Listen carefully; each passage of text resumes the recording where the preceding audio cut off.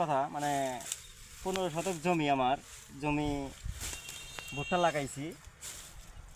বিকালে দেখে গেছি ভালো, কিন্তু রাতে দেখি এসে সকাল 10টা 11টার দিকে এসে দেখি আমার ভুট্টার খেতে দুই ডিসিশন জমি পরিমাণে হচ্ছে কেটে লাগছে। কারণ কারা কাটছে সেটা হলো আমাদের গ্রামেও কিছু লোক মনে হয় ছিল, তারাই কাটছে। তাছাড়া তো এখানে তো আর বাড়ি গ্রামের মানুষ আসবে না। কী কারণ পারিবারিক কোনো দ্বন্দ্ব থাকতে পারে, তারাও কাটতে পারে। এখন গ্রামের মানুষ চালাকি করে কাটতে পারে, সেটা বলা যাবে না। এখন হচ্ছে আপনারা যে দেখছেন যে ক্ষতি হয়েছে না ভালো হয়েছে, এই জিনিসটাই আপনাদের কাছে বিবেচনা থাকলো।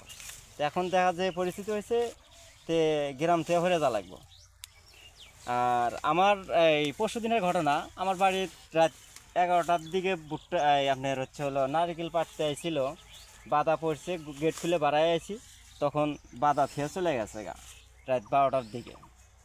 আর ভুট্টা অপুষ্ট কেবলই হইতেছে, তো এই ভুট্টা আমার ক্ষতি করে লাইছে। এটা আমার সিরাজগঞ্জ জেলাবাসীর কাছে বিচার রইল।